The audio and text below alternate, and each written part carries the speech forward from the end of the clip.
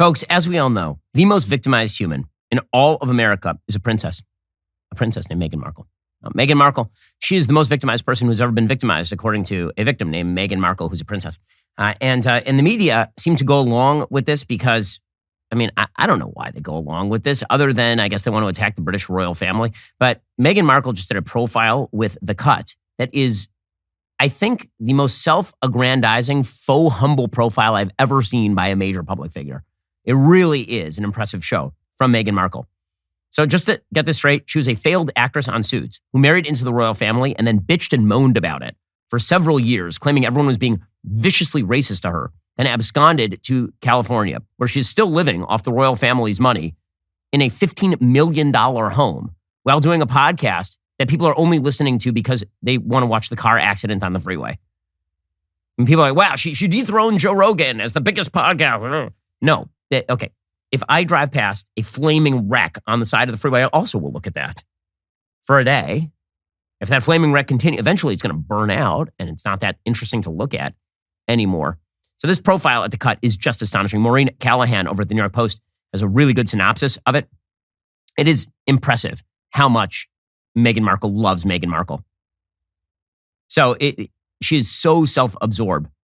There are a few statements in this that are just astonishing. So there's one point in this profile where Meghan Markle literally compares herself to Nelson Mandela because, as you know, living in apartheid South Africa and being jailed for your political convictions, and then coming out of jail and refusing to engage in racial warfare, exactly the same as marrying into the royal family and then aggrandizing yourself as the rebel American fighting racism in Britain. Exactly the same thing.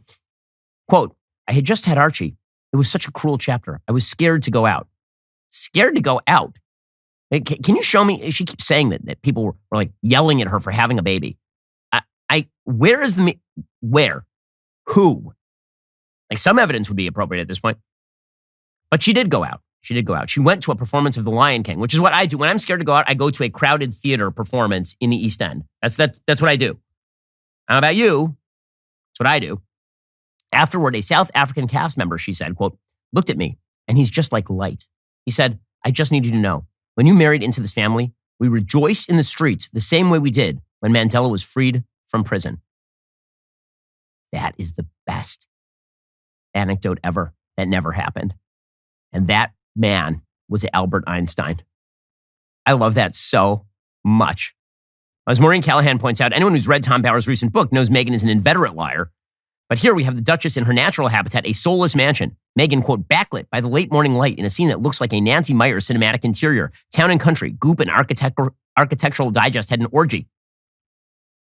So apparently, we begin with the invisible help lighting a scented candle from the members-only Soho house. The founder, Meghan, has a friend. Annual dues run a little over $4,000. But remember, even though she wants to be known as a humanitarian, a feminist, and a renegade, what are equally important are all the famous people she knows and the exclusive, rich people only places she has access to. She opened the interview by saying, quote, do you want to know a secret? I'm getting back on Instagram. Wow. The writer, who apparently is in the pay of Meghan Markle, that's the only way to explain this particular interview. Her name is Allison Davis. She says, at one point in our conversation, this is an amazing thing.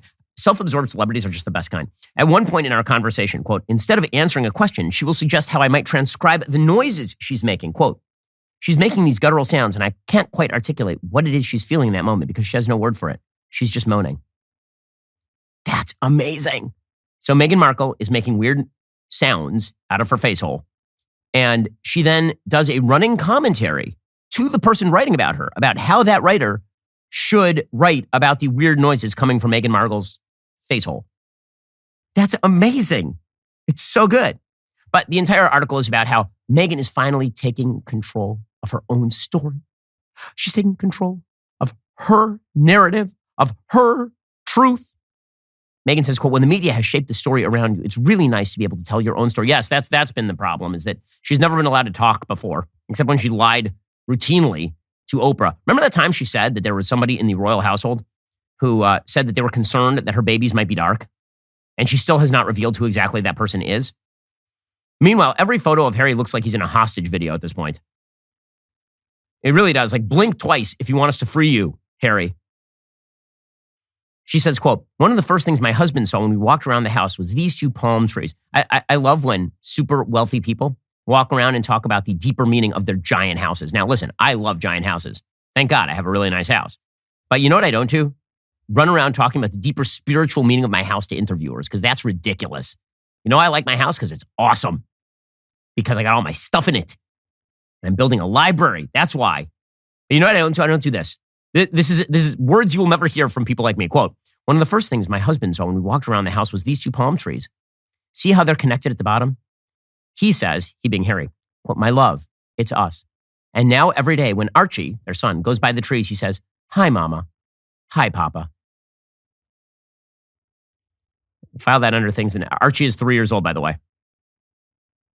Also, she says that Meghan likes to teach her son that salt and pepper are always passed together. She's big on manners, is Meghan Markle. At no point in this interview was she asked any tough questions, of course, because that would defeat the point of the actual interview. This is so good. Left to her own devices, Meghan returns to her default mode, perseverating over the Queen's refusal to give her and Harry everything they wanted, namely to monetize their royal status while owing nothing in public service. That, for whatever reason, Meghan's not saying race, but she kind of is not something we were allowed to do, even though several other members of the family do this exact thing. Why do you think that is? Davis asked, why do you think that is? Meghan, she said, the answer is racism.